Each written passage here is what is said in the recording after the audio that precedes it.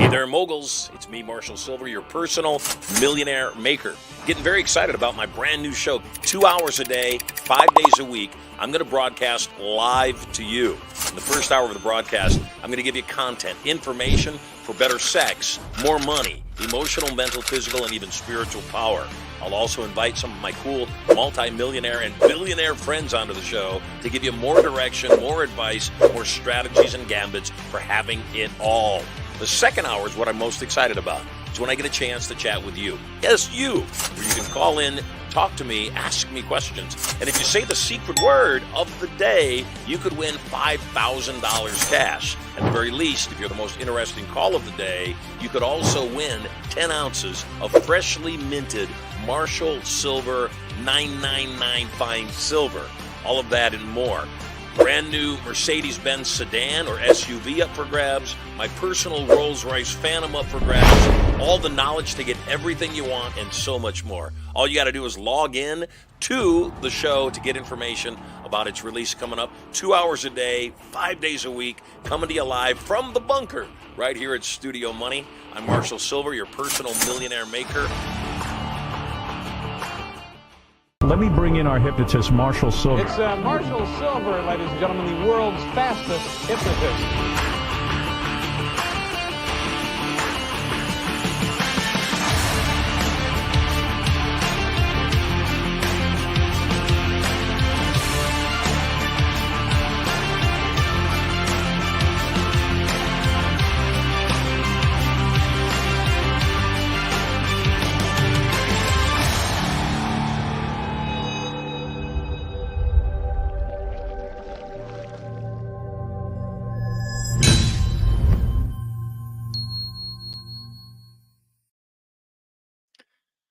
Power, power, power. If you know, you know. Welcome home, friends. It is episode 15 of Marshall Sylver Live. Very excited to be with you. A lot of things going on in the world. Last night, of course, we had the State of the Union address with a guy named Joe Biden. I say a guy named Joe Biden. Last night could not have been a better example of the truth. It could not have been a better example of what is going on in the world right now. Something that really comes to mind is when Joe was addressing something that happened, that one of our U.S. citizens got murdered by an illegal alien. And what was fascinating about it, number one, he couldn't get her name right. And you would think that somebody would have coached him on that. It was an insult.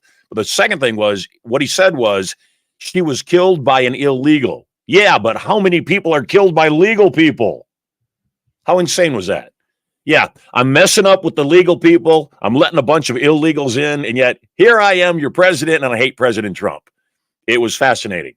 And my belief is that the truth will set us free. And that's what this show is all about. We are about the truth. And we are about the truth at all costs. We're at the truth, all about the truth, even to the point of getting canceled. I'm okay with that. And I realize that part of our challenge right now is people have become terrified to tell the truth. Well, we're going to tell the truth on this program. We're going to tell you the truth every single day. If you're brand new to the broadcast, and pretty much everybody is, because we've only been on the air for just 3 weeks. Today completes our third week of live broadcasts. Thanks to you, I've already given away $13,500 in cash.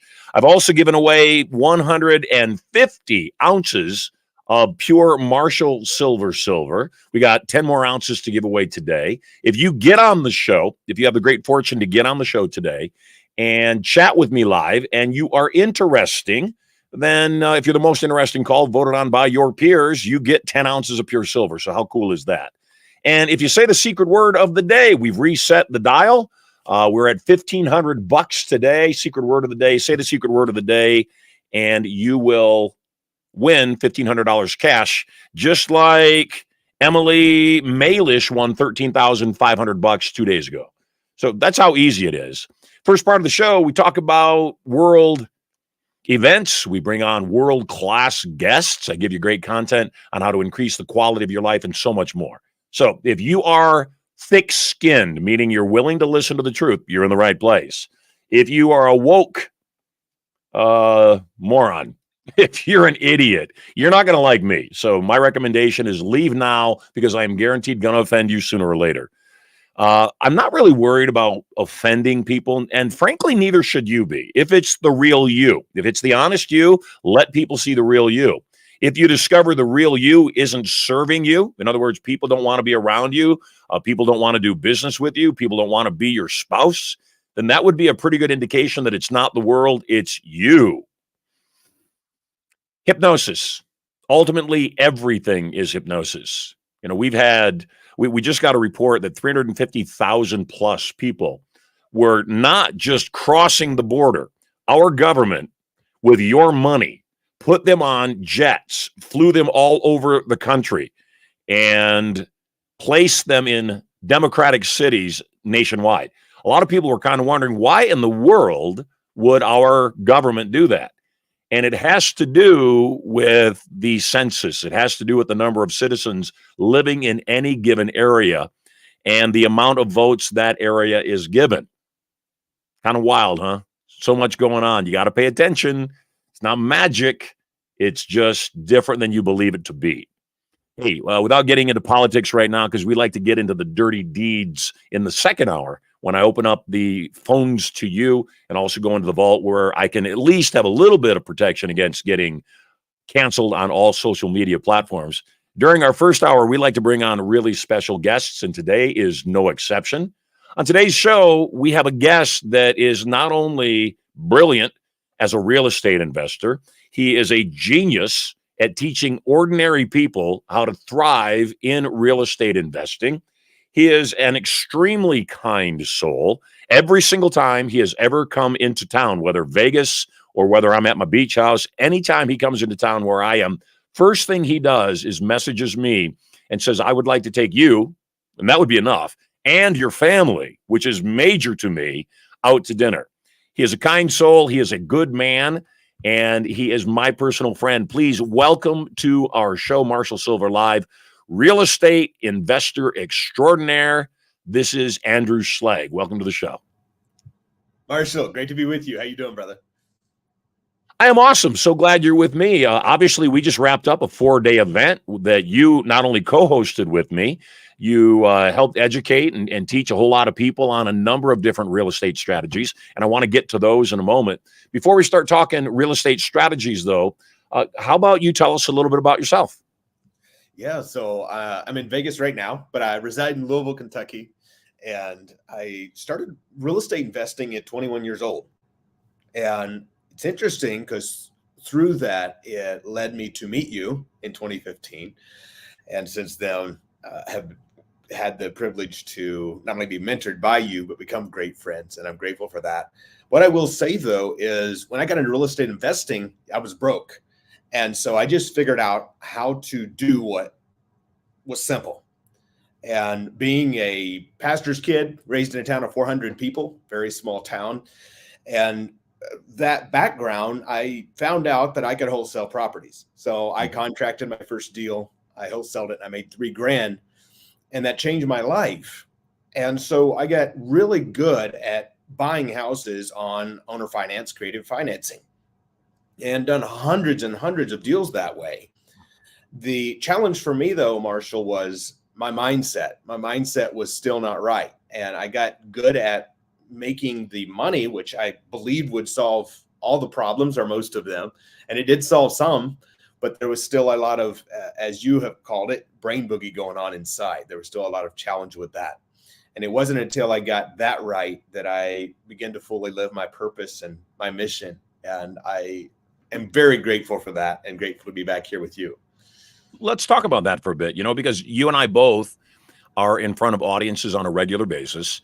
And you specifically are in front of real estate audiences, and I'm specifically in front of a lot of audiences that the majority of the audience are real estate investors. And every once in a while, I'll ask a question of the folks in the room: how many of you here have ever invested in one piece of property that's not your main residence? And, you would think it's an audience of real estate investors. It might be a RIA. It might be, some guru that has all these real estate investors in the room. And without exception, 90% of the room has not ever invested in a piece of real estate, even though I know for a fact they've invested thousands of dollars in their real estate education. One of the reasons that I like to bring you in is that your batting average is, compared to all of that, out of the park. It's a grand slam home run. And I'd like to know, I know, and I'm positive why, except in your own words, I'd love to know what you think is the reason, the reason most people who invest thousands and thousands, tens of thousands of dollars in their real estate education never actually get around to doing a real estate deal. Whether it wins or loses, doesn't matter. They never even do a deal. And so if you're watching this right now and you're one of those people that I've just described, listen carefully. What's your opinion? I think there's two things. Number one, there's mental blocks. And for me, I had the mental blocks. The reason I began to, I guess you would say, succeed financially, though, was I had no other choice. I had such pressure. I had a hospital stay that had over $80,000 of debt hanging over my head. For me, as a 21-year-old broke guy, young guy, that was horrible. My whole life felt as if it was over. And so that pressure of I have to do this. So number one is mental blocks. And number two is many times I believe we are comfortable. And maybe somebody listening to this goes, well, no, I do want it. I'm not comfortable. But sometimes we avoid what we most need to do because it's slightly more uncomfortable than where we are. And that's something I believe I've seen as I hang out with you, is that you get us out of our comfort zone. And it's not until we get out of our comfort zone until we can really begin to excel. And if where we are is slightly more comfortable than taking an action that's uncomfortable, it's very tempting to stay there. I think that's where a lot of people get hung up. You and I obviously have a substantial amount of history, yet when you and I reconnected, you came to Turning Point 2015, and then you and I reconnected, what, 2019? 2020. Maybe it was late 19, early 20. Yeah, late 2019. And I did not know how much challenge you were going through. Yet I want to give you credit. I put up a little post on social media. I was in San Diego, and I said, who wants to have dinner with me tonight?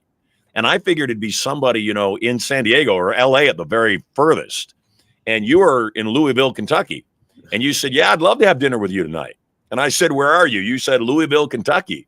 I said, well, how about we have dinner tomorrow night then? And you got on a plane at 2 a.m. in the morning, and you flew all the way out overnight to San Diego, got into San Diego around midday, and then we went and had dinner that night with a group of friends of mine, very powerful friends, one of them named Dan Fleischman.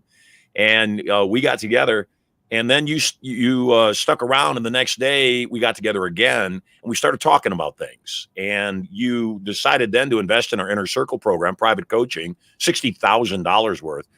I didn't know it at the time. It was a major financial challenge to you that you were really stretching. Except one of the things that I've always admired about you is that you don't let the stress get you down. You just keep going. You're kind. You're frankly, you're if you don't mind me saying so, soft-spoken. You're not loud like the typical investor or like many people in this space. You're just very kind, and you listen way more than you talk. What do you think is the reason that people are afraid? Are they afraid of losing? Is that the bottom line? They're afraid they're going to lose money? Do you think they're just afraid they're going to screw it up in some way? Because, I mean, you show so many examples, so much validation that it works. If after showing all that validation that it works, what could possibly be the reason people would still remain stuck? I think there's two things that come to my head initially. One, most of us don't trust ourselves. That's where I was. I surely didn't trust myself. When I met you, I still didn't trust myself. I had hundreds of deals of validation, but I didn't fully trust myself. Not that I wouldn't do the right thing. I knew I had a heart to help others, but I didn't trust my competence.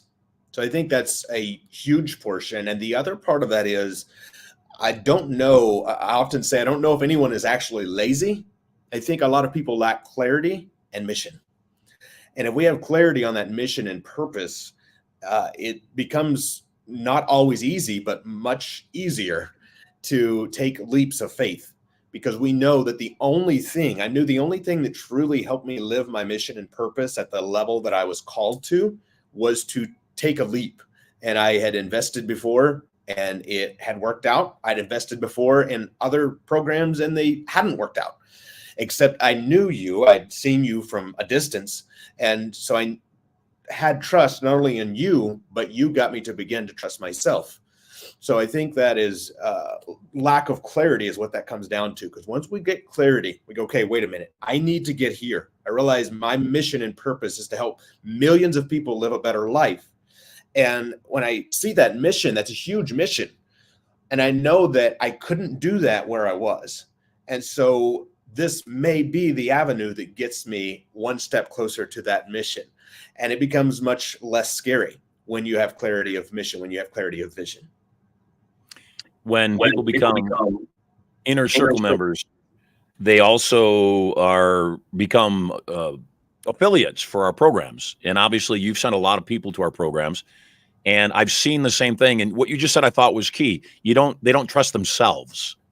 They believe in the process. They believe in the instructor. They believe in the content, but they don't trust themselves. They say, yeah, it worked for everybody else, but it doesn't work for me. And I know, reality is created by validation. And so, yeah, the fact of the matter is they don't swing the bat, they're not going to win. Guaranteed loss. If they swing the bat, possible win, not guaranteed win. Yet the more they swing the bat, the better they get. My son Maximus is on a Little League team, and he's been playing Little League, I think, for 3 years now. And for the last 3 years, every year, his team sucked. His teams were really bad. I mean, the kids were really bad. It was like the Bad News Bears all over again. And this year, he's on a brand new team, and the team is actually really good. In fact, they just had their first game, and they won the game 8-2. And I really don't think that my son won 10% of the games that he was playing last couple seasons, except he came back and he started smiling after his first game. And I said, what's going on? He said, Dad, it feels so good to finally have a good team. And I was thinking about that as it applies to other people. And I think that that's the thing that, for me at least, has allowed me to win. I've got phenomenal teams. I've got producer Tom Golly in the studio. I've got Anthony Escamilla, my executive assistant, who's screening calls on here. I've got Luke, who's also opening up opportunity. Kevin Fletcher. I've got this amazing team, Monsi and her team. And for me, I don't have to have all the answers if my team has answers. And obviously, you and I spent a lot of time together. Last night, we got a chance to see a very cool show called Jersey Boys, and I thought that was great.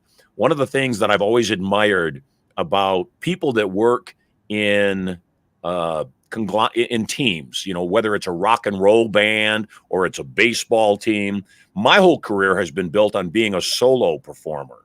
And I have a certain level of envy for people that really work extremely well with teams. And I've realized that that was one of my Achilles heels, that I needed to figure out how to be better working with my team, putting round pegs in round holes, expecting people to measure up, giving them adequate training so they can do their jobs well, and all of the above.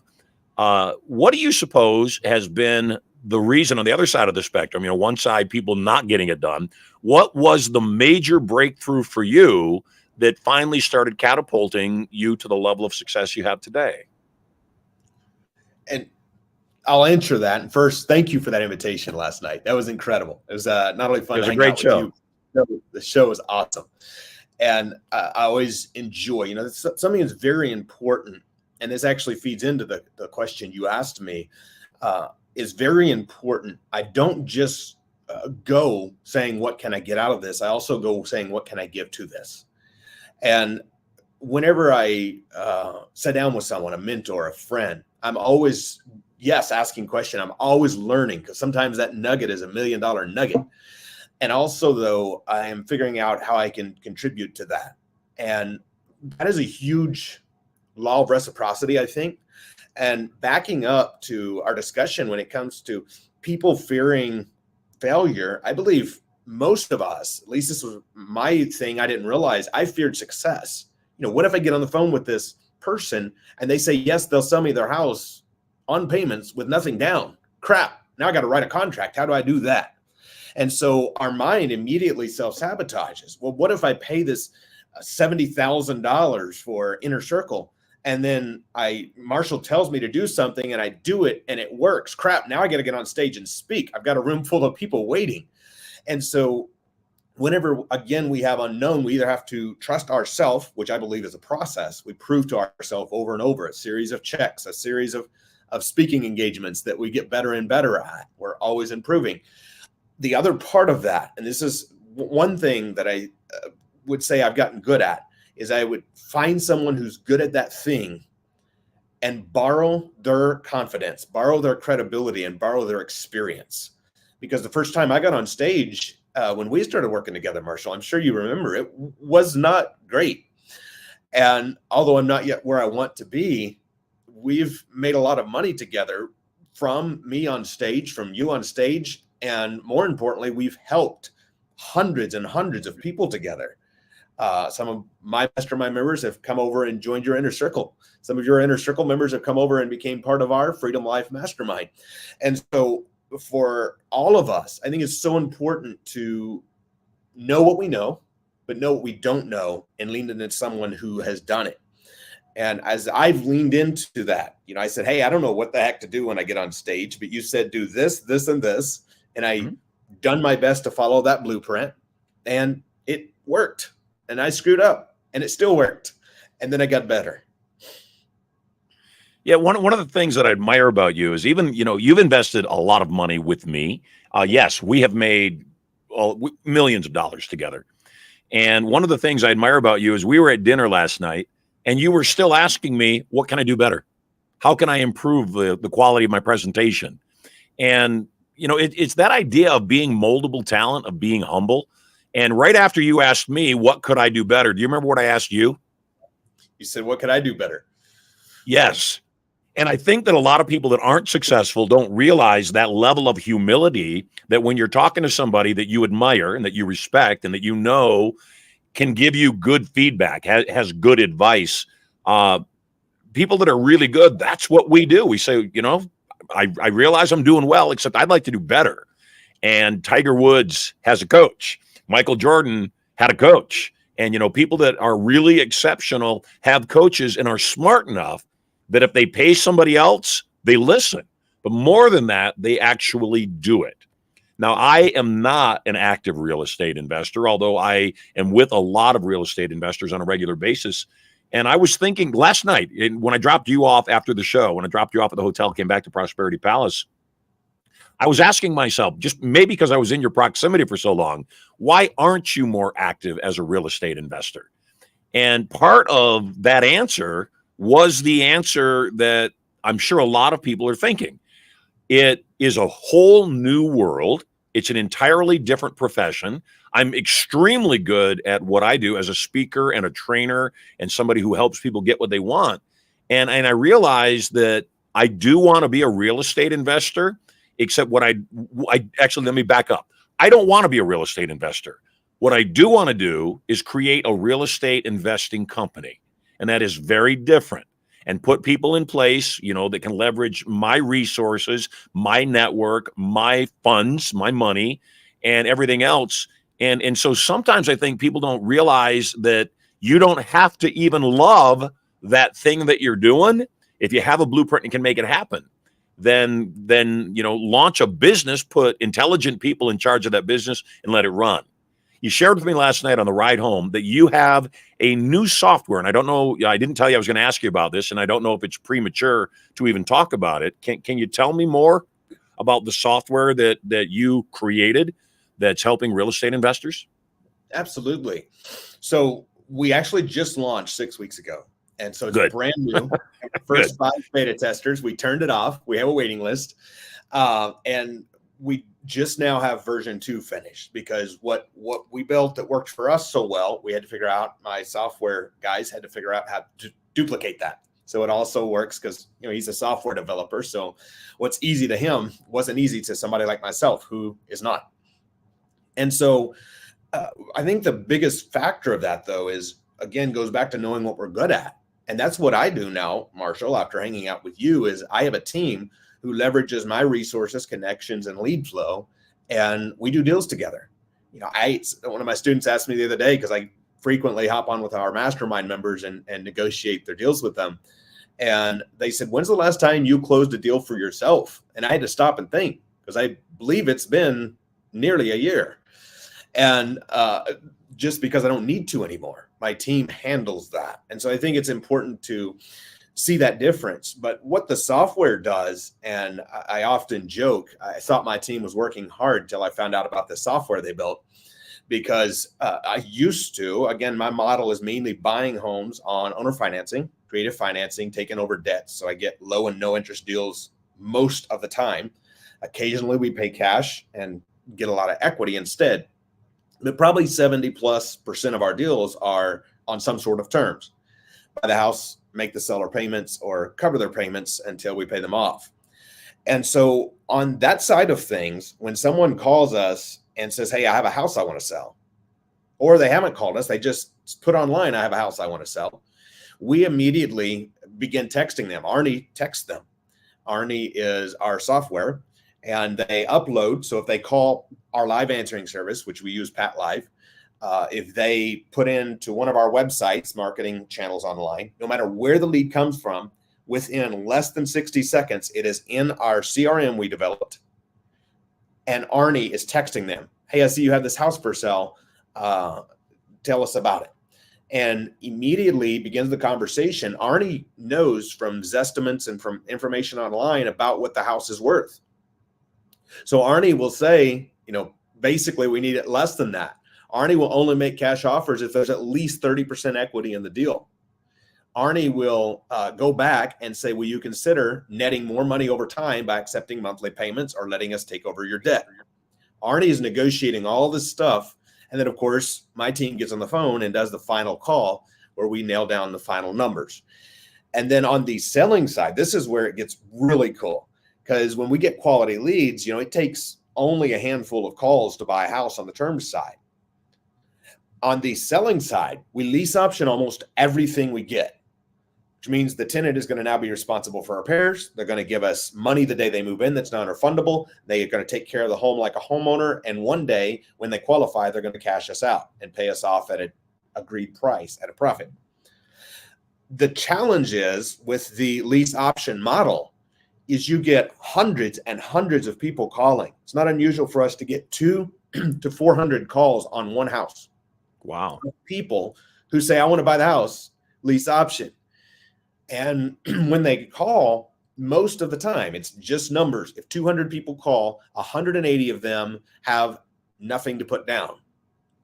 We don't buy like we sell. We don't sell like we buy.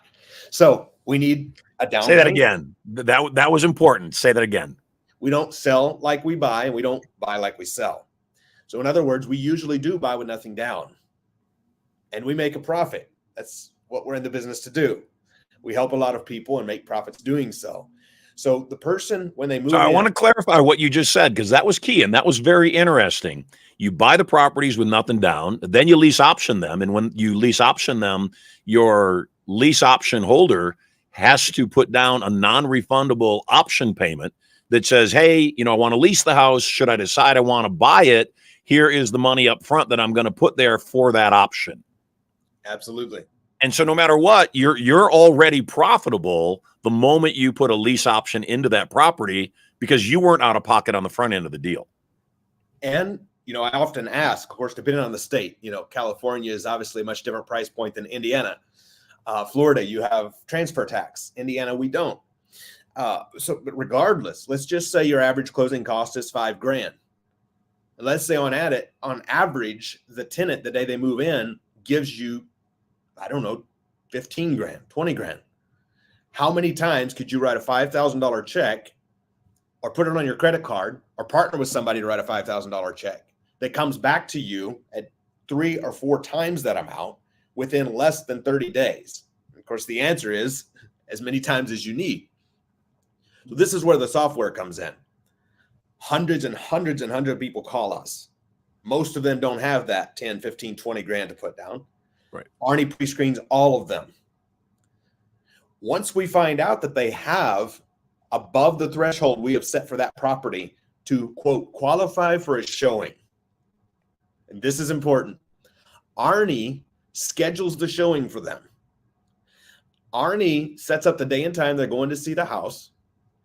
And then 15 minutes before they go to see the house, it automatically knows, I set it for tomorrow at 6 p.m. At 5:45, he texts them, hey, just want to let you know, while we're not going to be able to walk you through personally, we're going to go ahead and give you the code to see the home. Arnie texts them the code. So we show the house without us ever even knowing a darn thing about it yet. And then after they see the home, about 30 minutes after, so about 6:30, Arnie texts them and say, hey, just touching base, seeing how you loved the home. We also have some others available, but we wanted to have a chat about this one. And they begin corresponding. And if they like the house or they want to see a different one, then my team gets on the phone with them and either schedules for them to come to the office to drop off, as happened week before last, a $20,000 non-refundable option deposit, or schedules them to see a different home that they would be a better fit for. What do you do for security? First of all, brilliant that nobody has to show up and walk somebody through that house. Yes. Because number one, there's no shows. Number two, there's people that even if they say they were qualified and got through that process on the front and still weren't really qualified. Number three, obviously, not everybody buys the first property they look at. So you instantly grabbed a whole bunch of time back. How do you deal with security? You guys have drop cams or ring cams there to kind of watch them walk through the property? So this is very interesting. And we're in the majority of our portfolio is Indiana. We have some in other states as well. And what we have found after sending many thousands of people through is, number one, the houses are empty. We do not stage them on the lease option. We don't need to. And number two, the person has already qualified themselves by having at least stated that they have enough down to see the home. And so while if there is a concern, whether it be area or there's furniture in the house by chance, we will on rare occasion put up cams. Less than 10% of the time. 90% of the time we allow people to simply walk through. We typically have made friends with a neighbor and kind of have a neighborhood watch, and my team would get a call if there was a challenge. And having done that again for the last us not showing up for the last probably 4 years, 95+% of our showings, we have yet to have a problem, with one exception of a house that I paid $7,000 for, and the clientele we were attracting for that one was just it was just a different house. That was the only exception. You could say that. So that was the only exception. I said it out loud. That was the only exception we had in all the years of virtual showings in this way. So tell me about the software. You said it's done, so it's available now. It is available now. So what kind of price point? It is $9.97 a month for the CRM. It houses everything. It connects up to whatever lead sources you have. You upload lists into it for it to talk to, should you desire. And then every lead on the buying side and the lease option selling side, it's going to correspond and set up for you. Now, there's a whole bunch of other cool things. And without going too deep down this rabbit hole, because I'm frankly not qualified to talk about it, my team developed it and they know better how to tell you about it than I do. The other cool thing it does is you're on the phone with a seller, and it is popping up Andrew Schlag in front of you. So for example, the seller says, well, why would I take payments over cash? Boom. You say, why would I take payments over cash? And it pops up as if it were me talking, because we've trained the AI to know all of my answers. It's watched tons of phone calls of me and heard all of my objection answers over the last 18 months. And so it's as if I'm sitting there talking with you, pops up the answers. You fill in the blanks. Do you still have a mortgage on the house? You type in the answer. And as soon as that is done, it pops up a chart and it says it needs X work. This is a perfect wholesale deal. It only needs X work and it has this mortgage. This is a perfect deal to buy and sell on lease option. And it actually is about 80%, 85% accurate on suggesting to you what type of deal that you do. Wraparound mortgage, owner financing, lease option, all the strategies that I do and teach. Arnie tells you right then and there what is likely your best strategy. What AI platform is it built on? It is backed by, I believe, Salesforce is the CRM base. And it is ChatGPT, a ChatGPT based AI that is plugged in that is Arnie. And so if it's using Salesforce as its CRM, is there any additional cost to somebody because it's built on Salesforce, or is that included inside of that $997 a month? It's included inside the $997 a month. Wow. Sign me up. Absolutely. Yeah, I mean that. Sign me up. That's brilliant. Have you thought about developing that for any other industries? Are you using that inside of your training industry at all? So we are working on it inside of the education company now. So we use this. Ahmed had built this, and we're using it for me, and he is just great at what he does. And I didn't realize what all was going on. And as soon as I found out, I said, we have to make this available to our community. And so we launched that, as I said, about six or 8 weeks ago, version 1, let 5 people in.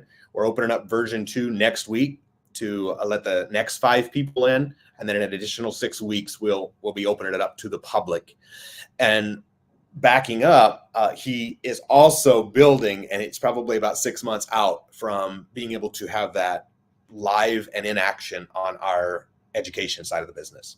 We do have some basics of it. We do have some communication with our students and various people. We have some of our accountability built in. So some of our mastermind are set up for daily texts from Arnie and things like that. So we have some really cool basic pieces in line for that, but it's not fully developed for the education side yet.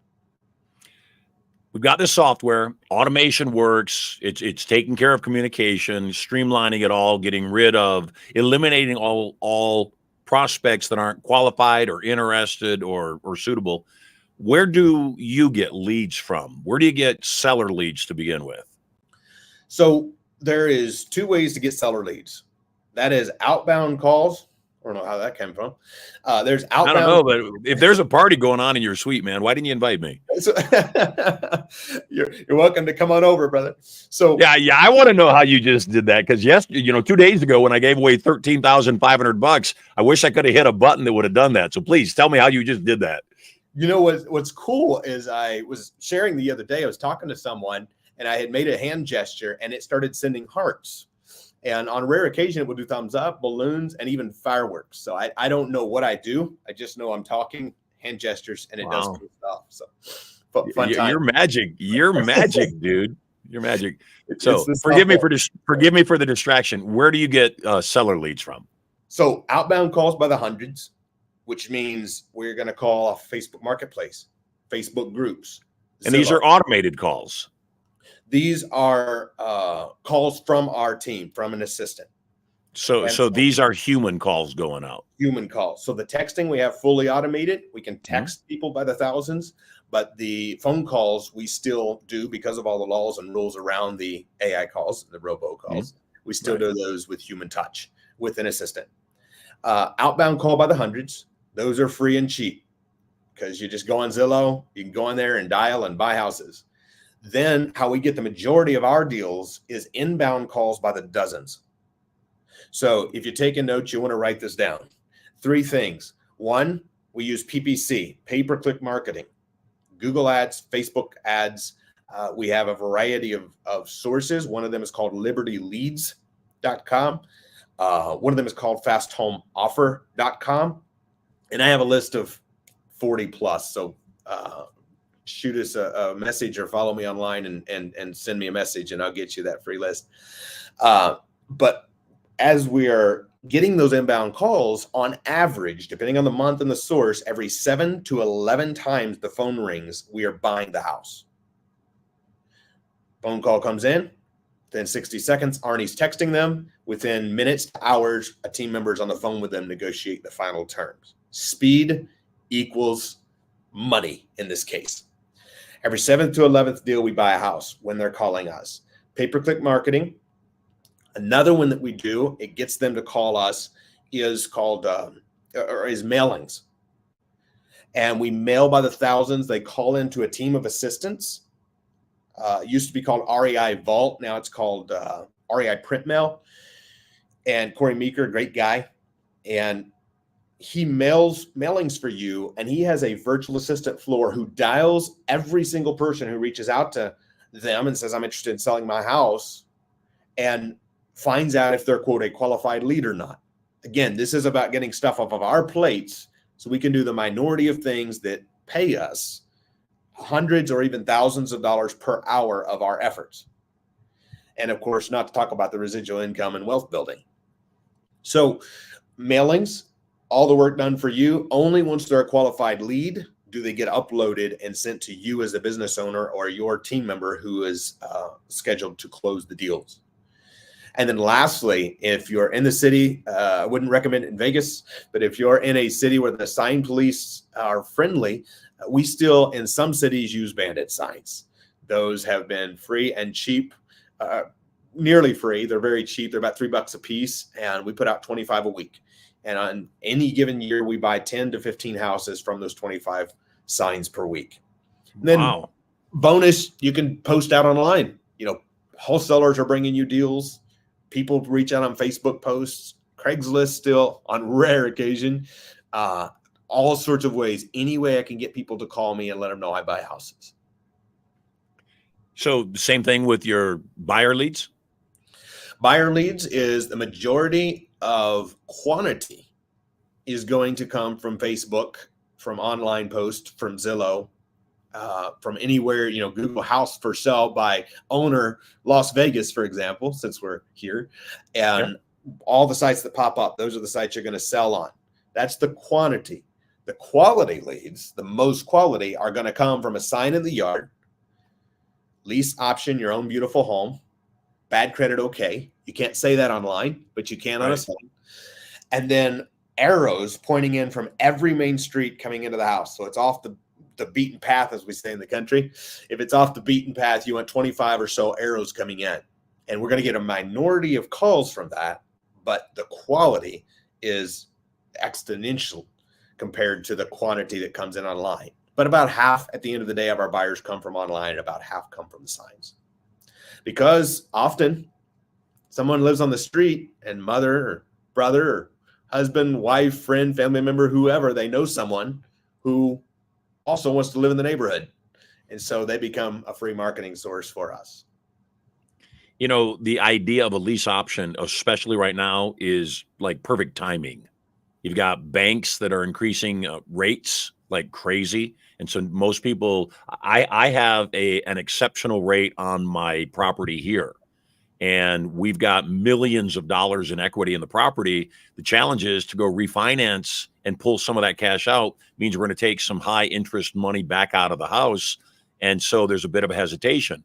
I believe the same thing would likely be true of anybody going to buy a house, knowing, that they're going to pay 6 to 8% interest right now, and with a traditional bank loan.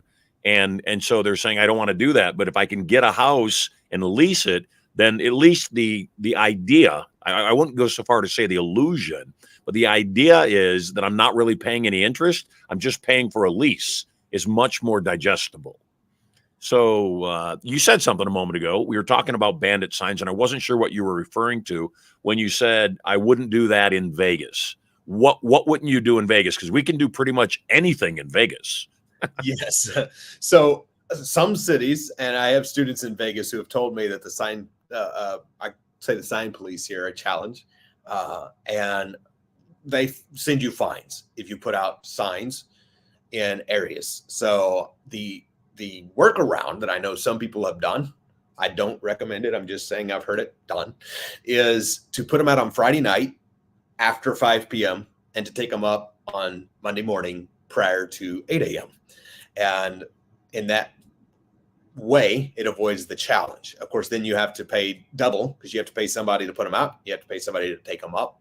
And ultimately, how many $100 Friday night bill from someone putting out a few signs for you and $100 morning bill could you accept or stand if an average deal gets you $42,000 and you're picking up an extra one every 8 weeks because you're putting these signs out? Makes sense. Tell me about the educational side of what you do. Obviously, you're a massively successful real estate investor. You and I have done a number of events together.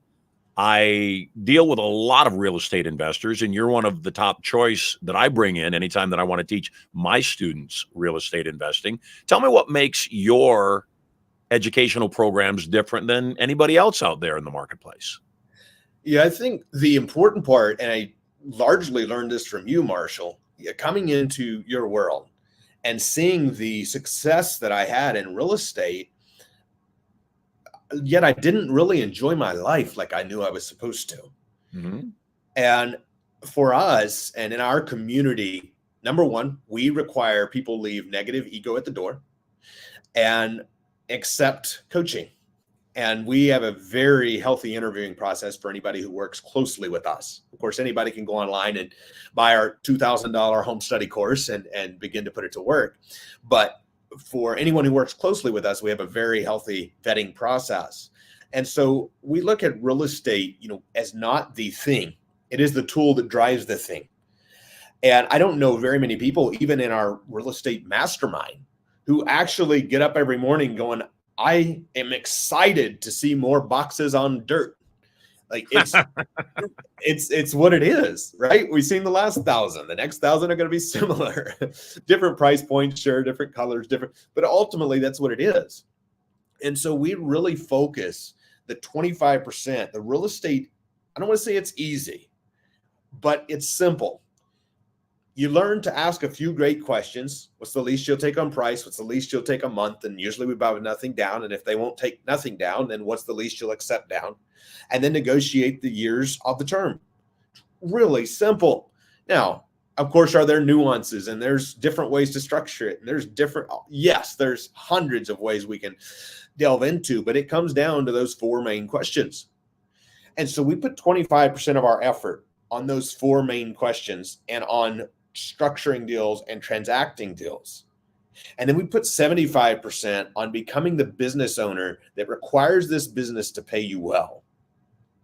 Because after having bought over 500 houses myself and helping students buy thousands of deals, that's second nature to me. A 2-minute call, I can help you structure a deal. That's simple. But what is not simple is after you get that $40,000 check, that $100,000 check, and this sounds so backwards from what I used to believe to be true, is going, okay, how do I make this business pay me? I want it to work for me. I don't want to be a slave to it. And that's what happened for me because I was focused on the thing. I was focused on the boxes on dirt and got good at it, except I was getting to the office at early in the morning and I wasn't leaving till super late at night every day. I was just grinding it out. And I realized that if the business can't pay me well without me being there 70 or 80 hours a week, my business sucks or needs a lot of work. And so we work 75% on being that business owner. What's the 20% of action that gets the 80% of result? And once we help our team dial in that 20, do you have to write some checks for some marketing when you get there? Of course. Do you have to we have people inside the community who in the first 2 months wasn't doing deals. So they started lease optioning deals for other community members who had deals they needed sold. And now they're making money partnering with other team members. So we teach our community to figure out ways, because there's so many thousands of ways to make money inside of the real estate game. And so I think that has been the biggest shift for us, for not only customer feedback and people who become our extended family, kind of our version of inner circle, if you will. Yep. Our community, our closest knit people, is the fact that they are building lives they love. And by the way, they have a team who are buying assets every single month and growing their true wealth and growing their cash flow. You mentioned that the majority of your deals are in, you said Indiana? Yes. Why Indiana specifically versus, say, Kentucky? Yeah, so I enjoy Kentucky. I have multiple students there succeeding. Some of them was with us this week at a very high level. The comfort thing, and I'm going to be a bit transparent here, that I was talking about earlier. I started first buying houses in Indiana when I began the business. I created a lot of connections and networking and lead flow there. And I do it because that's easier for me. I have to work harder, or my team has to work harder to go buy houses in Louisville, Kentucky, or Cincinnati, Ohio, than we do in Evansville. Now, why is that? Why is that? Just because of the team? Because number one, I have a decade of connections there. Everybody in Evansville knows that I'm the terms guy. I'm the guy to sell houses to. Referrals. Marketing is cheaper. A city of 120,000 people. Our lead cost is half per closed deal as what it is in a city of, say, 700,000 people. Now, here's the challenge with that.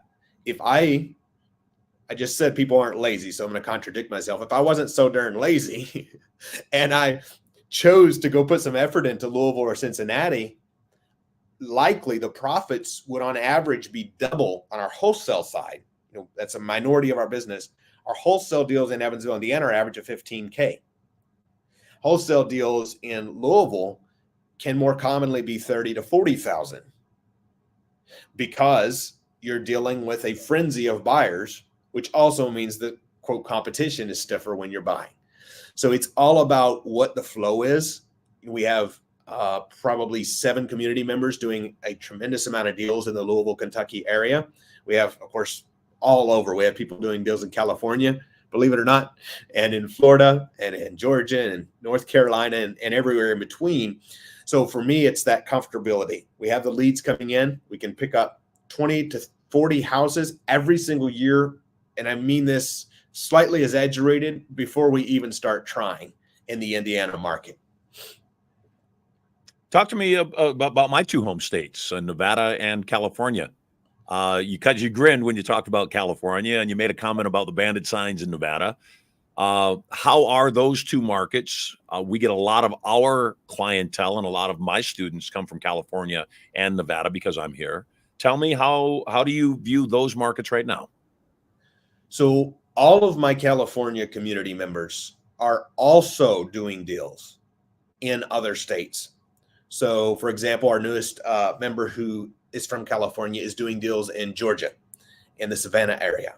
So outskirt markets, and speak in generalities, and then to answer your question directly, outskirt markets is an easier place to start.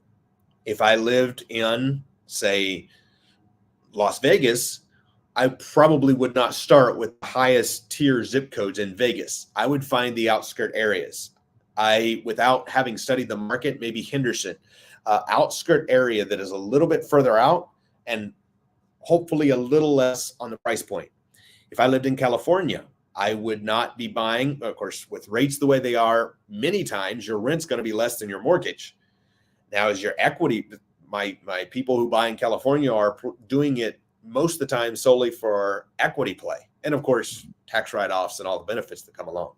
So all my California people who are doing deals generally are either fix and flipping or wholesaling in California, and then buying and holding in other states.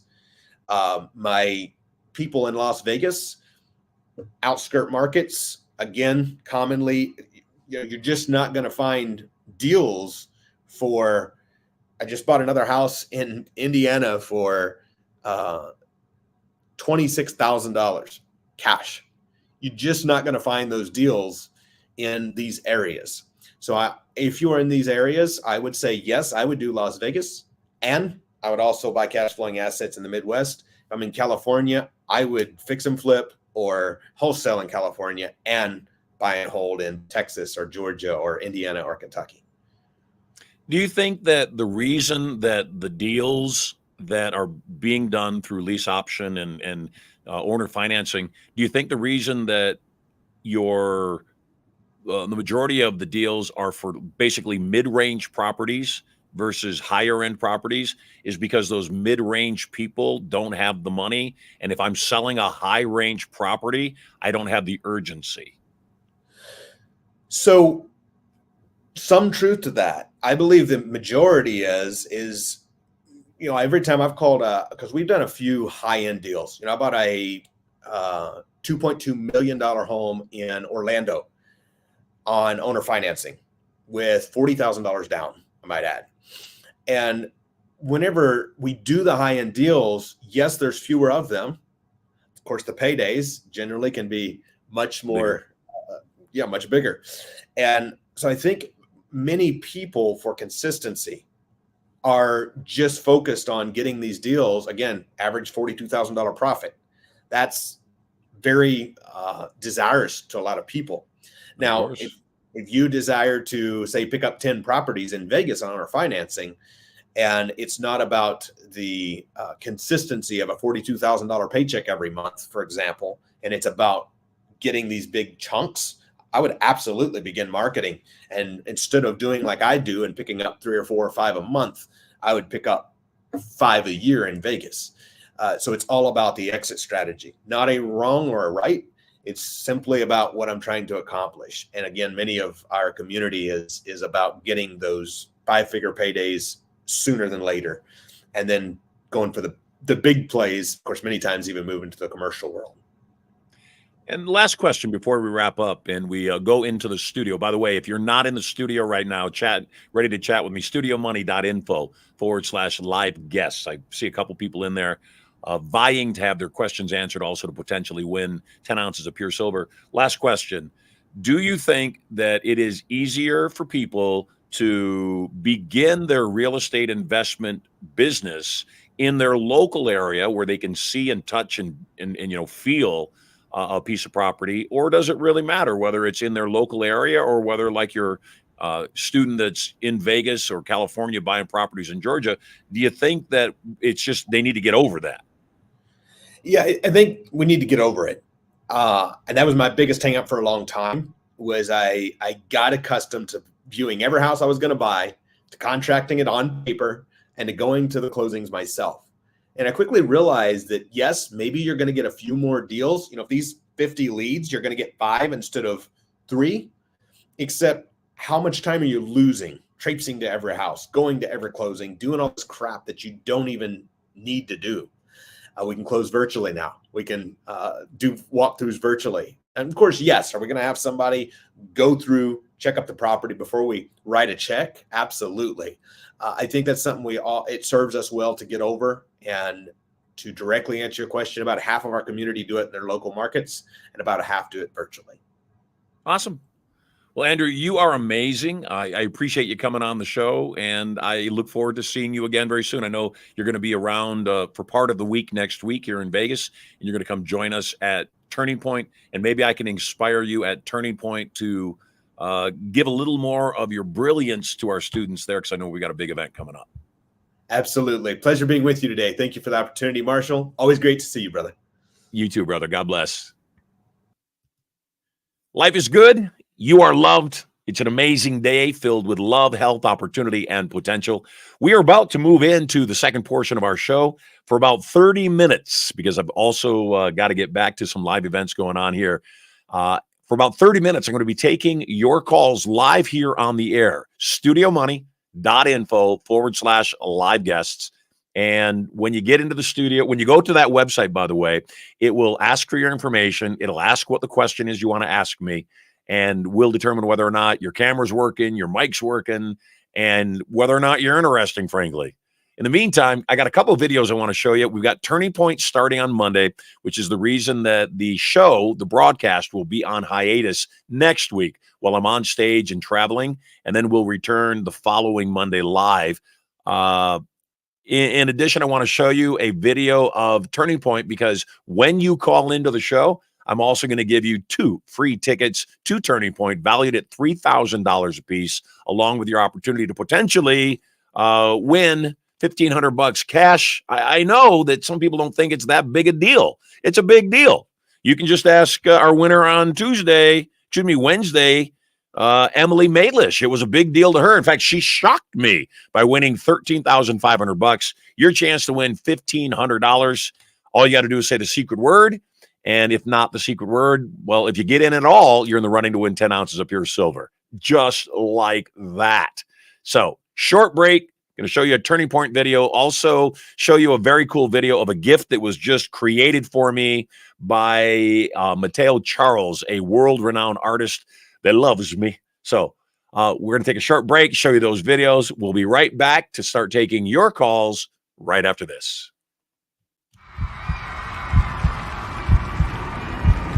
Turning Point.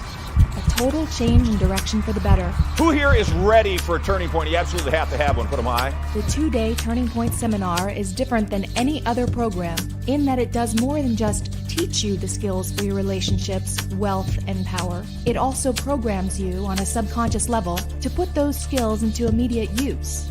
This weekend is about empowerment. This weekend is about you understanding how to take charge of your own life. You will learn total control of your thoughts and emotions, how to use PND, or psychoneural duplication to take on the thoughts and actions of others to produce similar results.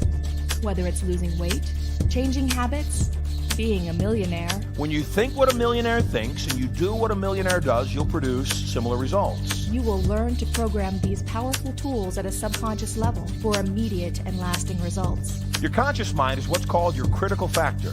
It's the mind you're using right now to determine whether the information I'm giving to you will work for you or not. Your subconscious mind, on the other hand, is merely a computer. It's non-critical. It doesn't even have the ability to make judgment. So all trance, hypnosis, reprogramming is setting aside the critical factor of your conscious mind and non-critically accepting suggestions. And empowering. To make a fear vanish, you must experience it fully. As it helps you create your life exactly the way you want it.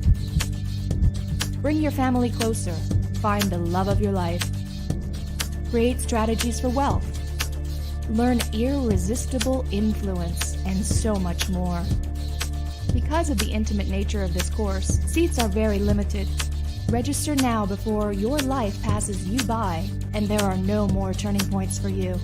Tens of thousands of people have learned this information and are using it daily. You don't get angry if you get fired from your job and you know that within 2 years you will be a multi-millionaire. It's your time. There's a way for you to win this game that is different than how you're doing it, and it works. It's your life. When you learn how to do that, you become more powerful, and power is for use. It's your turning point.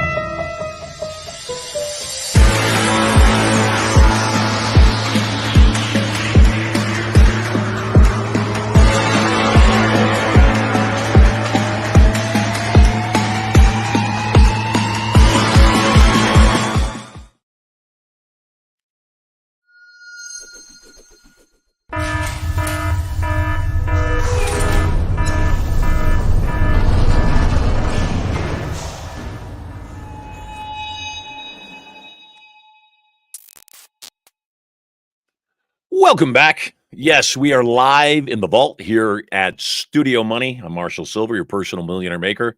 We're going to start taking your calls live here in the studio, studiomoney.info/live guests. Just go ahead and fill out the form, and we will, if you're interesting, put you on the air, potentially win 10 ounces of pure silver. And if you say the secret word of the day, just like Emily Malish, you could win thousands of dollars in cash. Today, $1,500 up for grabs. Should nobody win it, when we come back a week from Monday, it'll go up to $2,000 and add $500 every single day to the total until we have a winner, just like we already did.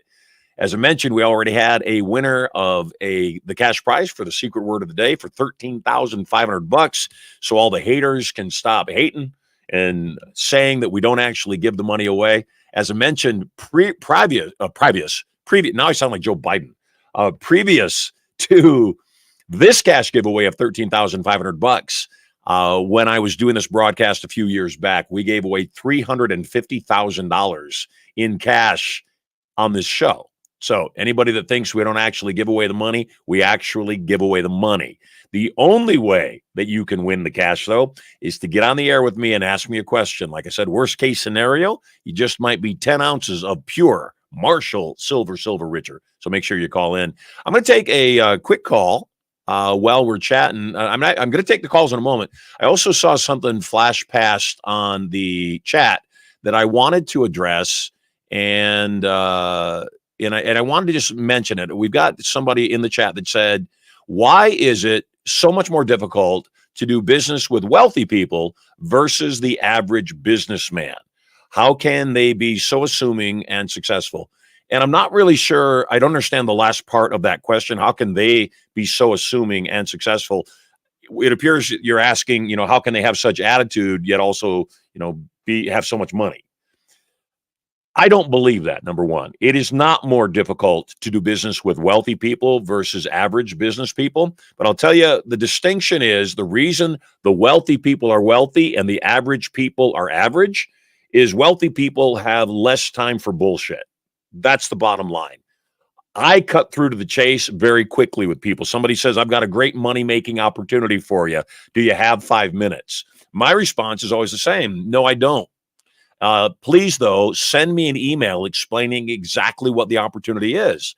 Because my opinion is, if you have a great money-making opportunity and you don't have the time or energy or incentive to at least write it down and email it to me, don't waste 5 minutes of my time live. The other thing about people that are highly successful is we tend to make decisions quickly. So whereas somebody making an offer to me that hears me saying no very fast may think I'm being a jerk or I'm not hearing them out. And the fact is, that's just not true. I already heard them out enough to make a decision on whether or not I was interested.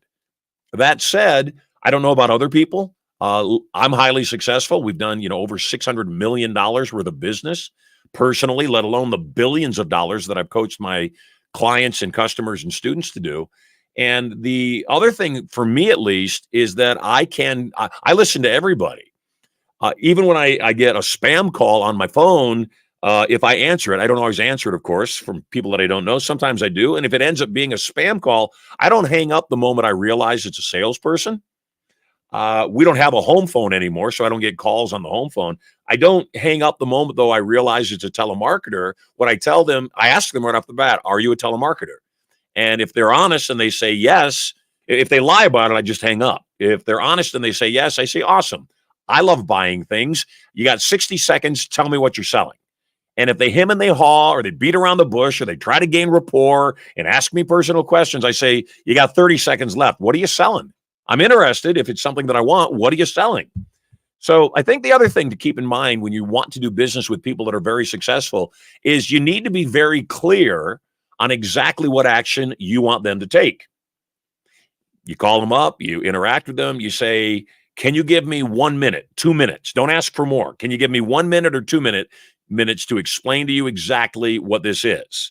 Somebody approached me while I was leaving my live event yesterday, and he said, do you have 5 minutes? I said, I don't. He said, oh, I'm sorry. And he looked a little bit taken aback. I said, it takes me about 3 minutes to walk from here to pick up the rolls at valet. Walk with me, and the amount of time it takes me to get there and the amount of time it takes me to get my car, you have that time. So get busy already. So what I'd recommend if you're going to deal with highly successful people, just get to the point. I had a brief conversation online, text messaging back and forth with Mark Cuban. And I, first and foremost, was very impressed that he was answering my chat requests. Secondly, I love the fact that he just cut right to the chase. He wasn't rude. He wasn't short with me. He was honest with me. So to the person that had asked, why is it so much more difficult to do business with wealthy people versus average business people? It may not be that it's more difficult to do business with them. It may just be that your approach with those people is one that doesn't work. So if you keep getting back resistance, write this quick note down. We get back what we send out. If a lot of people are saying no to you, there's a very specific reason you're fun to say no to. So you need to figure out how to be fun to say yes to. Let's see who we got sitting in the audience right now, ready to come on the air. I see Melissa Siegler. And I know this name, and the reason I know this name is, Melissa, you are the first person to ever win Marshall Sylver Pure Silver. You were the very Yay! We minted about, thousands of ounces of this pure silver. They are collector's items. This isn't fake. This is a real silver bar. Do you have yours? I do. Okay. Is it nearby? It is. Hold on. Yeah, I want you to show everybody. I want them to. Plus, we get a good shot of your booty. It's 2-for-1. It's a good life. Yeah, There you go. Yeah, she's got it. We're really giving it away. I adore you. I think you're amazing. What's your question today? Okay. So I just want to say what a fantastic event this last week. First million, irresistible influence. Good stuff. Yeah, super What were some of the greatest lessons you learned? To let go of expectations. Yeah, to manage expectations. Yeah, to manage them, to let them go, to be open to coaching, to be open to learning, even when it's not something that directly is related to what my focus is. And maybe within that, I can maybe help somebody else or connect somebody else with what they're doing, because it's not affecting me, but I might know somebody who they might resonate with. Yeah, I think that is so powerful to not take it personally and to play with resistance, to make sure that, if somebody says no to us, we realize it doesn't mean no forever. It just means no right now. And yet, if you get mad or go into drama, guess what? It probably means no forever. So even when people say no to me, I stay charming. I wish them well, and I act respectfully. And the number of times that someone has said no to me because they were going to do a deal with somebody else, and I was kind about it. I said, hey, I understand. Should anything change, please let me know. The number of times those deals happened after the fact is huge. So what's your question today? One more thing on that. The other thing is apologizing when you know that you were out of line for a moment. When you resorted back to a previous person in yourself, and you responded in a specific way, realizing that response, and then going back and immediately saying, God, that's not me anymore. I'm sorry I did that. Yes. And I also want to put a caveat on that. That's very powerful. When I apologize, I say forgive me rather than I'm sorry. And the reason I say forgive me is it's more effective, because what it does is it gives the power to the person that you just offended. It gives them the power. If you say I'm sorry, they can go, you sure are, and I'm sorry is all about me. When I say please forgive me, it's all about them, and it gives them the power. And if they do say yes, I forgive you, then it's a different thing than if I just say I'm sorry, because there's no response to I'm sorry other than yes, you sure are. But forgive me involves them. It puts them in a position of power, and it rebalances the relationship. So yeah, that's great stuff. I see not only do you have 10 ounces of pure silver in your hand, you also have prosperity style jewelry on your neck. Are you schmoozing or what? I see that. So what's your question today? Okay, so my question is, with all of that information that I have in my head from these past 4 days, do you have specific steps that you take when you're in analysis paralysis? So I went through a process 13 years ago, and I invented a product line, and I was given a process. You have to do this first, you have to do this first, you have to do this first, and $250,000 later, it didn't get me jack diddly. And back up a little bit. Be more specific. Be more specific on what the product was. So the product is the Sphinx Personal Lounger. It's an inflatable lounge and book holder that allows you to lie on your stomach and read comfortable, lounge on your backside. Use it as a meditation cushion, a lap tray, a kickboard in the water. It weighs 2 pounds, deflates to the size of a loaf of bread, and takes 15 breaths to blow up. That's very specific. What does it retail for? $49.95. Lovely. How many have you sold? About 7,000. That's a lot. Yeah, we don't have any inventory right this minute, because I'm trying to decide whether I should license it or I should try it again. And before pre-COVID, it just all the buyers changed. Everything changed for this type of product line. And so it's been dormant for about 5 years. So I'm really just trying to figure out what I really want to do with that. And everybody I tell about it, or if I go to the beach, I can sell 10 of them at the beach if I just go and show it. Or at the pool, I can use it because of all the things that it does and the ease of it. But my question relates to with all of those things that I have done, I have so many things I've already gotten so many things done. I'm paralyzed on what do I do first? What do I do next now that I've gone through those processes of somebody telling me I needed projections instead of telling you, why don't you just go see if it sells first? Yeah, that's the bottom line. So what did I just ask you? How many have you sold? You watch any episode of Shark Tank. That's the first question the sharks ask. Yeah. You're asking for 10%. You're asking for $500,000 for 10% of your company. How many have you sold? Right. That's always the first question, because we want to know if it's a viable product. You've already sold 7,000. You said, when I go to the beach or I go to the pool or I go to a place where I could use the product, I sell them immediately. People see it and they say, I like that. So one of the first things that I like to do is I ask myself, who might be a strategic alliance partner that has an audience, has a target-rich environment that I can put my products there to get them into the marketplace and get a foothold? That's the first thing. What comes to mind for me is Debbie Fields. Do you know who that is? Mrs. Fields Cookies? Yes. Debbie Fields, before Mrs. Fields Cookies took off, had this idea. She wanted to create a cookie store that, instead of selling, hard-baked cookies, would sell these fresh-baked, still soft and chewy and steaming cookies. And so she opens her store. She throws open the doors and says, come on in and buy cookies. And nobody came in. Why? Because nobody understood the idea of a cookie store. What's a cookie store? I go to the grocery store and I buy a rack of 36 cookies, wafer cookies, and I bring them home and we eat them out of the box. What the hell is a cookie store? That's a ridiculous idea. So she got to the point where, after a couple of months, their sales were dismal. And she realized that she was going to have to close shop, and that every single day they were throwing away a substantial amount of inventory because nobody bought them. So she decided, rather than throw the inventory away, she said, you know what? We got 2 weeks left on our lease. We might as well. We've got all this inventory of ingredients, batter and dough and everything else. We might as well just start giving the cookies away. So she had her staff stand outside the store on the street and give away free cookies to everybody that passed by. Well, very quickly, people noticed, damn, these are good cookies. These are really good cookies. And then they would walk in after they tasted the cookie and they'd buy a cookie. And I don't know about anybody else.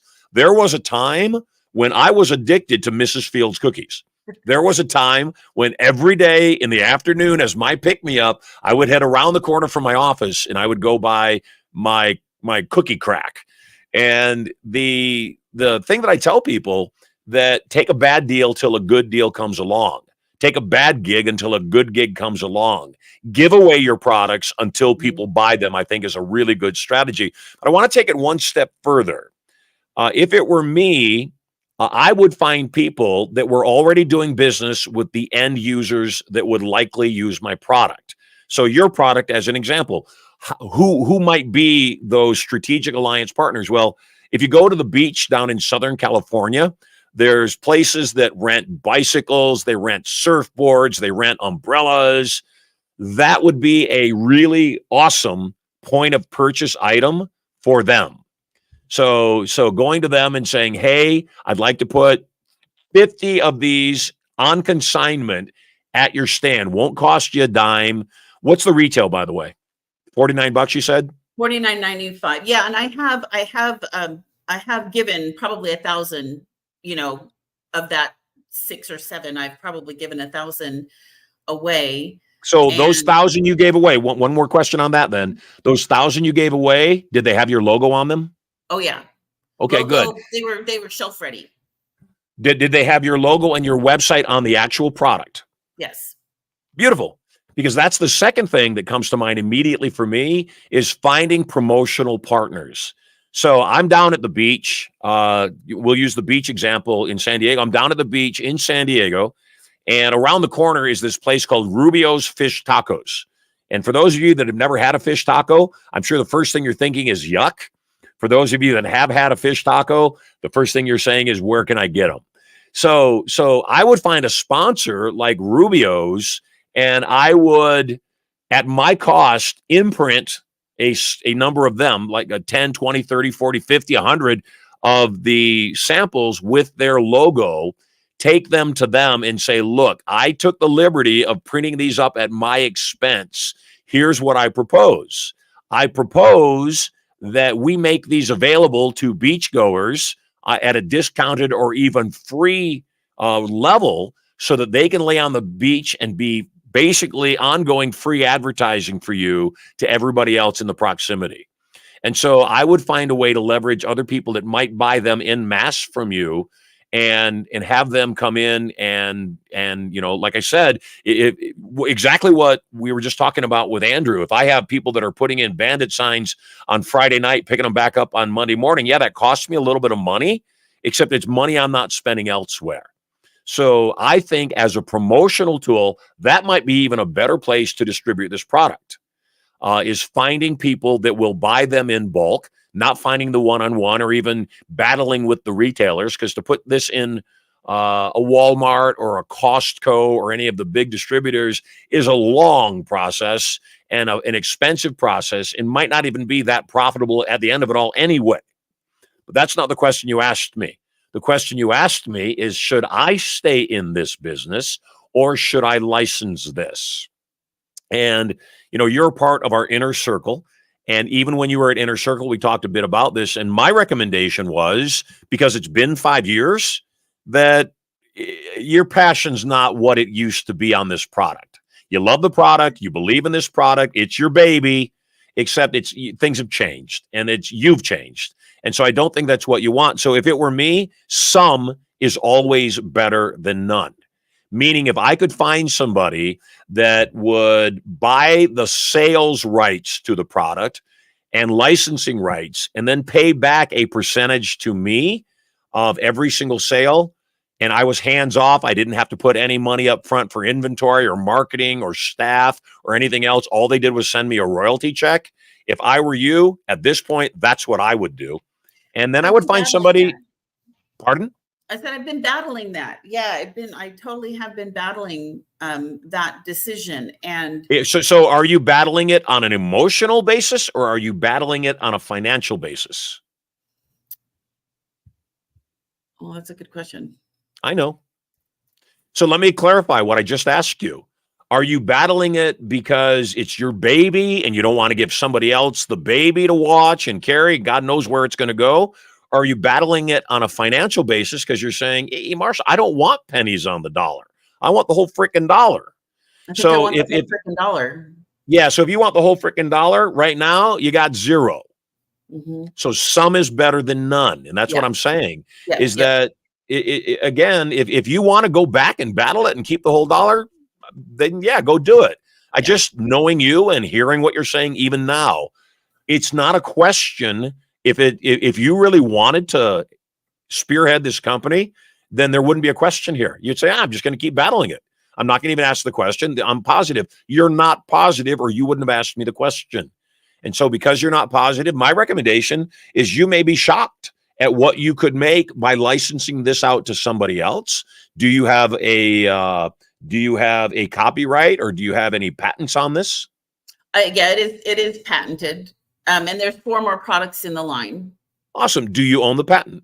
Yes, it's my patent. Yeah. Beautiful. Then by all means, I would sell a limited term licensing agreement with somebody. So give them, and I would build into the agreement, I'm going to give you licensing agreements. Here's minimum royalty payments.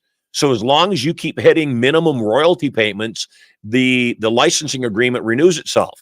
If you do not meet those minimum requirements of sales, then I take the licensing back and we're done. Yeah. So what's the worst thing that could happen? They pay you something up front as a royalty. Mm-hmm. They go out, it doesn't work. They don't meet their minimum. You take it back. You got found money, but you got more than that. What you also got is somebody to go out into the marketplace and test, create some relationships, create more awareness for your product. So you win on all levels. Yeah. If it were me, I would go online and I would search for similar products, or at least if not that original product, you said you have 3 or 4 more products. I would find somebody who is successfully distributing similar products to the line. And I would present to them, I have this patented product. We've sold 7,000 units. I am an inventor and an entrepreneur. I create new ideas. And once I create the new idea, I put that boat in the water and I look for a good captain of the ship. I think you might be a good captain. Would you like to talk about a possible business arrangement? That's what I would do. And then secret word of the day, I just need some supernatural forces to come play. What made you say that?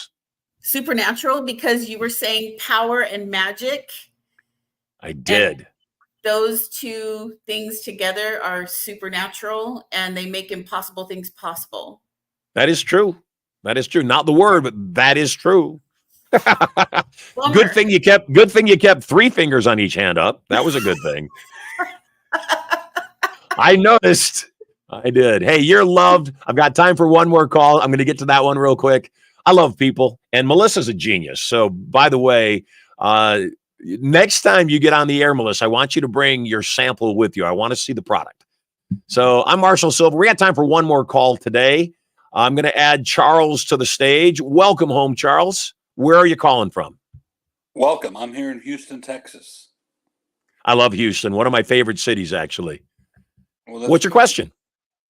Well, I think I wrote down, how's the best way to write a bestseller? Good question. How did you find out about my show? I've been with you before. I've done some of your, I don't remember, 12 sessions as of late. However, you and I go back a long time because I bought your Passion, Profit, Power program many years ago. And it was an inspiration then. And I passed it on, as I like to do with a lot of learning. Yet it's always meant a lot to me to tune into you because of your lifestyle. I've always liked I love it. I like the particular part where you came to realize the spiritualization of things within the metaphysics of what's popular now, quantum physics and The Secret and all that.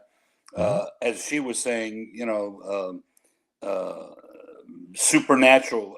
It's in my thinking, it's more natural, especially since as of late, having recovered from a stroke, oftentimes the lesson isn't as pretty as we'd like to think it.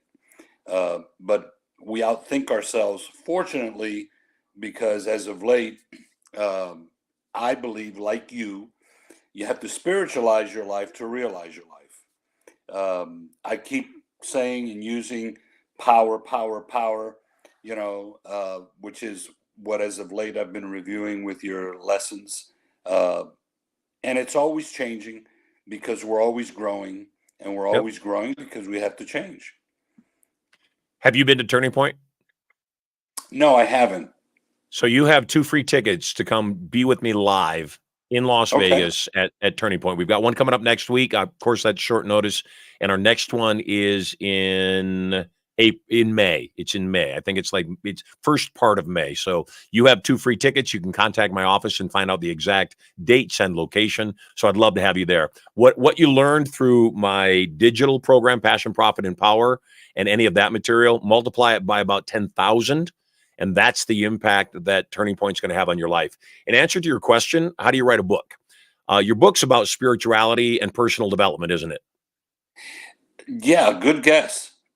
I've already got a Kindle book with prose and poetry that I had accumulated over the years.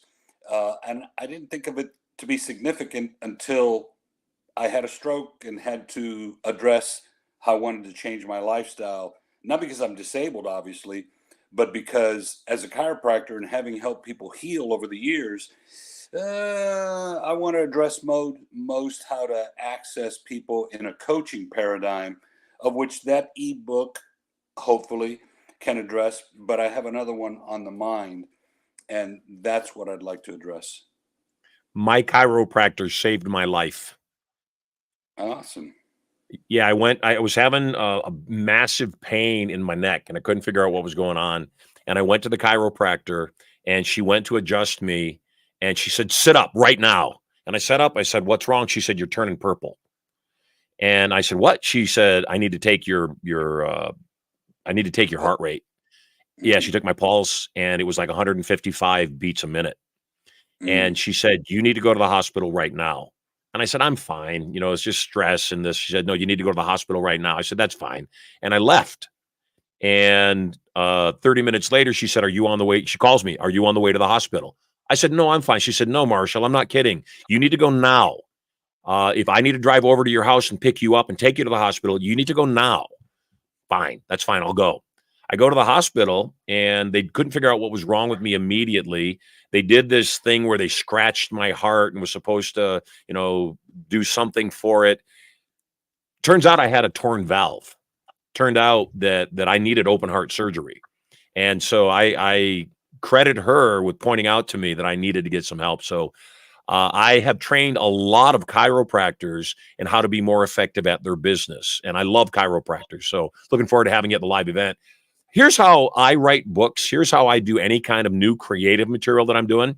First thing I do is I come up with a working title. And I stress that it's a working title because often it changes. I come up with a working title for that book or that material. And then once I've got a working title, I say, okay, what are the 12 to 15 chapters? And then I'll just write a sentence. Okay, I think this is a chapter. This is a chapter. This is a chapter. This is a chapter. And once I have that outline, then what I do is I take an audio recorder, could just be my phone, and I say, all right, Passion, Profit, and Power, Chapter 1, Passion, creating the ideal relationship for your life. And then I just start talking. I start recording it on my device. I don't try to type it out. I don't try to be perfect. I don't correct myself if I stutter or stammer or mispronounce a word. I simply keep going. And I talk, and depending on how long I want the book to be, it might be that I talk for 10 minutes or 15 minutes, and then I pause it. And then I move on to the next chapter. And I say, all right, chapter 2, here's the working title. And I go through it and I record the whole thing. I send the whole thing out for transcription. And then I bring the transcription back. And now, because I'm looking at the printed word, I can see it better. And now I can do my own first round of editing on it. Except the two things that happen, number one, it's a lot easier to do. It's a lot easier to record than it is to write. Except the other thing that I really like about writing a book that way is that it's written in my voice. So it's not written in my writing, it's written in my voice. And because it's written in my voice, it's easier for the reader to digest. Make sense? It makes perfect sense. I tried to address it online with speech writing through Word.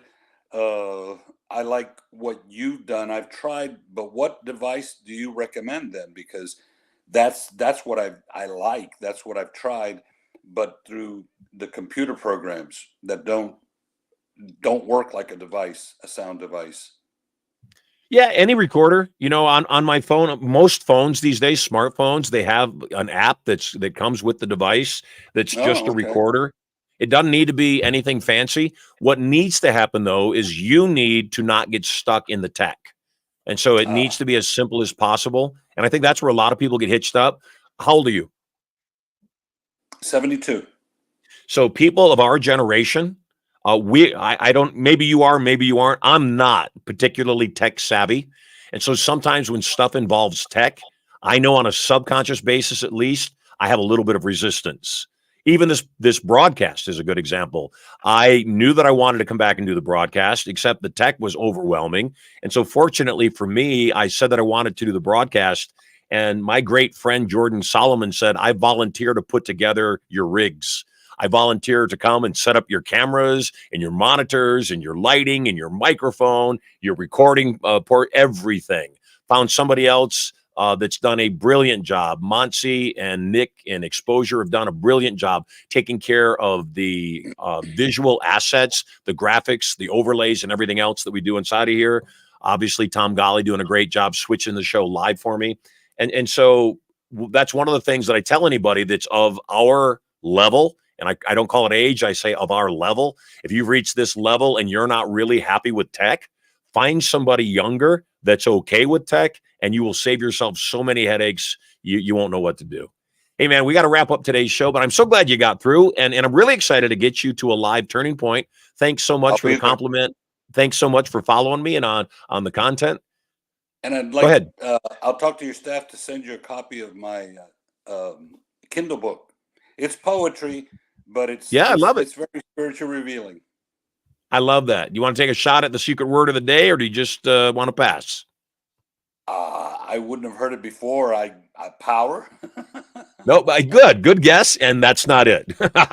Keep listening though. Keep watching. Keep listening, because the dollar amount's going to grow every single day by $500 until somebody wins it. So God bless you. Take care.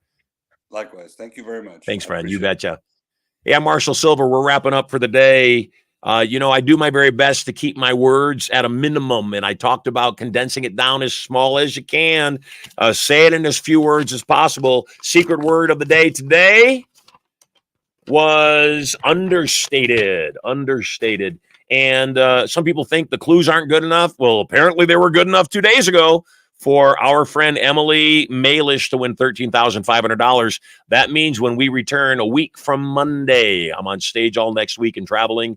The secret word of the day will be worth $2,000. I'm Marshall Sylver. You are amazing. You are totally loved.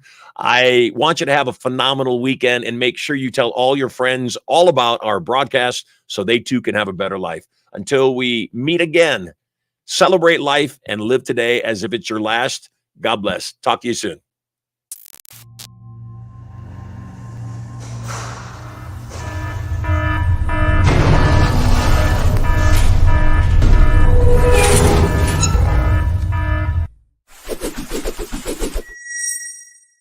Hey there, moguls. It's me, Marshall Sylver, your personal millionaire maker. Getting very excited about my brand new show coming up 2 hours a day, 5 days a week. I'm going to broadcast live to you. I'm going to give you content, information, emotional, mental, physical, and even spiritual power.